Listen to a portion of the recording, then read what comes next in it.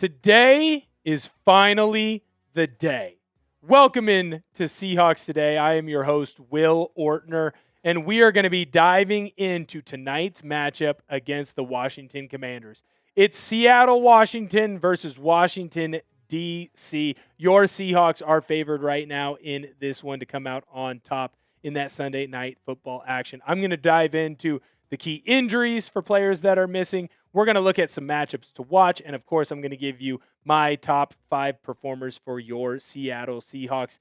And I want to make sure that you don't miss our watch party. We are going to be live tonight, an hour before the game. So here on Central Time, that means we're going to be live at 6 o'clock. Whatever time zone that you are in, an hour before the game, come on and join us. Subscribe to the channel so that way you get the notification and you can come hang out with your favorite bros talking football, talking Seahawks football, especially if you can't be at the game. You do not want to miss it. So we're looking at our full screen graphic right here for your Seattle Seahawks, 5-2 on the season, taking on the Commanders, who, look, let's face it, they're disappointed right now at their 3-5 record. That just frankly isn't good enough. They need to be improved, and I think you have a team that's kind of viewing themselves as a disappointment this year. They were a team that after all the success, getting all the way to the NFC Championship game, that thought they should be a top team, that thought, hey, maybe this is your year. And now you're looking at a team that might not even make the playoffs, and there's a conversation of, do they need to be sellers at the deadline and get rid of some of their older players? We're going to look at 2 key injuries, one for each team. Seahawks, obviously, safety Julian Love.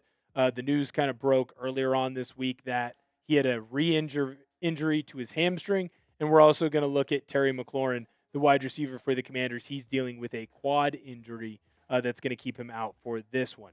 Now, looking at the Seahawks player first, Julian Love, the injured hamstring in practice is not going to allow him to be available tonight. That is huge. I was saying early on in the week, look at him back at practice. You're so excited to see him. I'm so excited to see him in action. Seahawks are finally going to be 100% healthy in that secondary, and unfortunately, that just isn't the case. You don't have your captain there in the back end barking out orders. Now, in Washington, they are going to be missing Terry McLaurin. He was dealing with an injury to his thigh, to his leg, that kind of pulled him out of some of that Kansas City game. He was officially ruled out early on this week, and so he's not going to be running routes, trying to get open for quarterback and over there for the Washington Commanders. Now, here is my take. Both players are key losses for each team. Julian Love is huge for Seattle.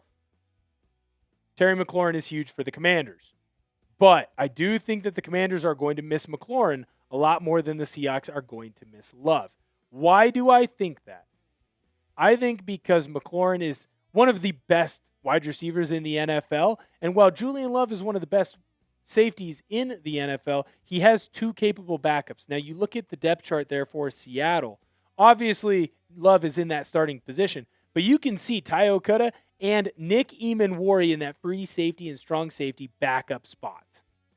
Both of those guys have played incredibly well this year. Now, both have their issues that they need to work through. Okuda needs to be more vocal. He needs to not get burned a couple times deep. Nick Eamon-Wari is still making key rookie mistakes. But both are able to fill in at a higher rate, at a better rate, at a more efficient rate than I think you're going to see the backups that are filling in for the Washington Commanders at that wide receiver position.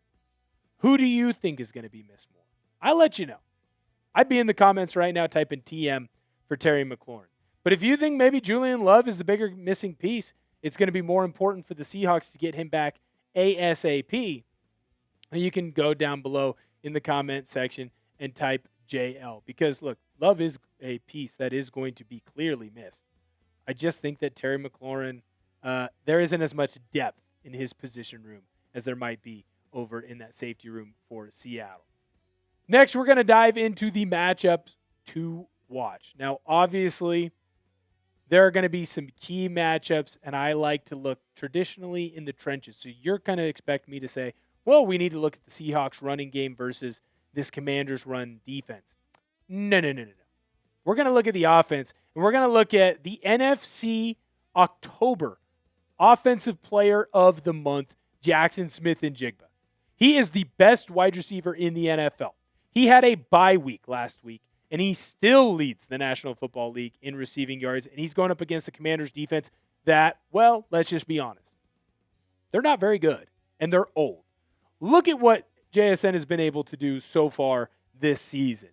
50 receptions. I told you that 819 in receiving yards. That's still more than everyone else in the NFL. Jamar Chase, doesn't have more than him. Justin Jefferson doesn't have more than him. You go through whoever is playing wide receiver, they are not better than Jaxon Smith-Njigba. He is going to torch, and I mean torch, this secondary in Washington. Look at what he did in October. Look at that. 24 receptions, 417, and 3 tuds. Yeah, guess what? He did all that in 3 games. 3 of them. Everyone else that was one of the top offensive players of the month or defensive players of the month, they played 4 games. JSN didn't need 4. He did it all in 3. And I think he's going to absolutely torch this Commanders defense. No one has been able to guard him all season long. Don't be shocked if Seattle has the first receiver to get to 1,000 yards receiving, and don't be shocked if he does it on Sunday night. So far this year, the Commanders have ranked 26th in the National Football League when it comes to stopping the pass. I'm not just sitting up here saying, oh, they're not very good, and not having stats to back it up. They aren't good when it comes to stopping the pass. There's 32 defenses in the NFL. I might not be a math guy, but I'll tell you right now that 26 means you're ranking in the back end of the pack.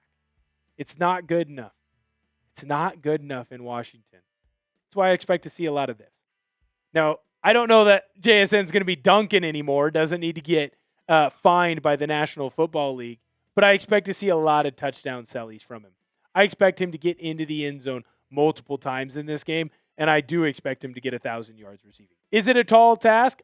180 yards receiving? Yeah, 100%. But in his last 3 games, he's gotten over 120 yards receiving, and I don't see why that'll stop here. The next matchup we have to dive into is the Commanders' running backs versus your Seattle Seahawks defensive line. The running game in Washington hasn't been great. It's been bolstered by some other people. And your Seahawks defensive line, well, they're better than great. They are the best right now in the National Football League. When you look at the Commanders' running backs, take out Jaden Daniels, take out Marcus Mariota's rushing yards. The Commanders' top 3 running backs have only ran for 664 yards.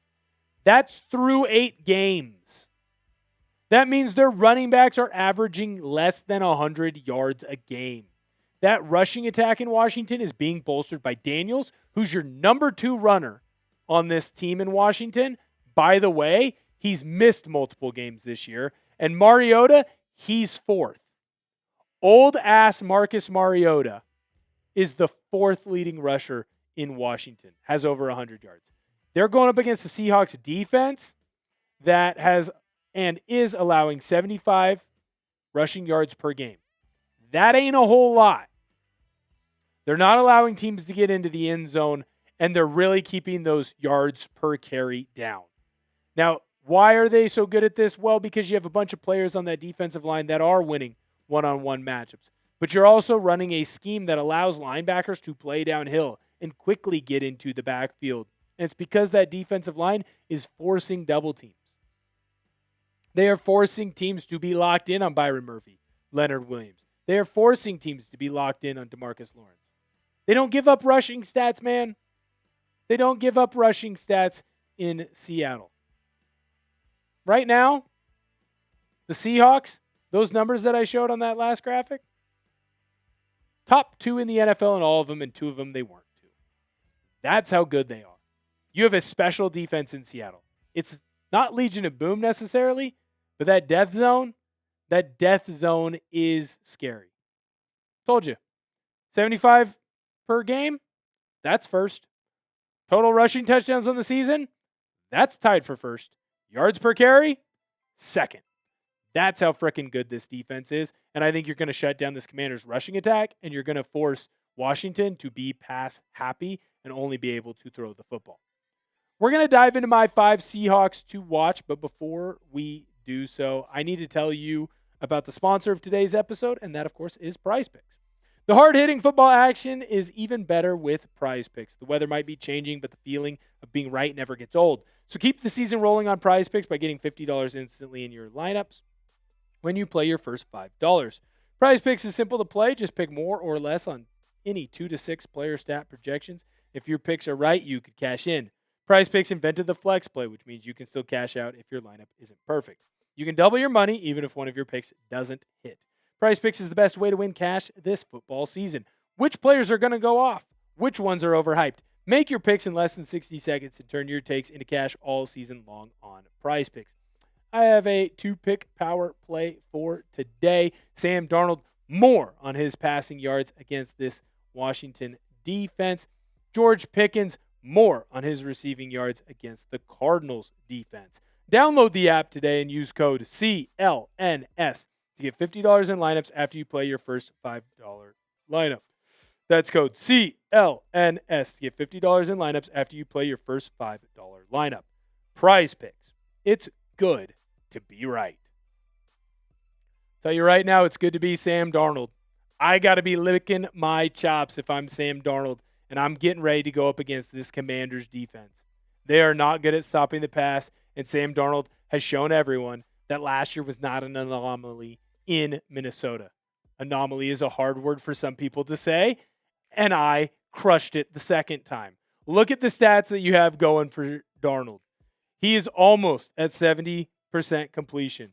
He is going to get to 2,000 yards passing by his 8th game of the season. And most importantly is that turnover ratio there. The interceptions, most of them are weird deflections. The Tampa Bay interception off a dude's dome to a guy's hand. You have another interception against the Steelers. Great play by Hayward, knocking the ball up into the air so that his defensive end could go and make the interception. Sam Darnold's been great this season, and he's going to have what we used to call a stat sheet stuffer type of a game. He's going to go in, and it's going to be just like when he was at USC, and they were playing that FCS Eastern Washington, Montana State, insert FCS bad school here, Portland State, and just wreak havoc against the Commanders. I already talked about him. JSN's getting to 1,000 yards in this game, man. He's getting to 1,000 yards on the season. I think that you're going to have your first 2,000-yard receiver as long as JSN stays healthy, and I think this is going to be a big game for him. You think the Commanders are going to come up with a game plan to slow him down, to stop him? No freaking shot. He's going to dominate in this one. I just had to make sure I got him on my watch list. AJ Barner, man, expect to see a lot of this. Barn stomping from Barner. That's his little celebration that he has. Right now, the Commanders are one of the worst teams in the NFL when it comes to stopping tight ends. They continue to find open gaps, getting inside the teeth of the defense, catching the football. And I know that Bobby Wagner, again, he's a great player. I love Bobby. And he's still doing a great job of getting tackles.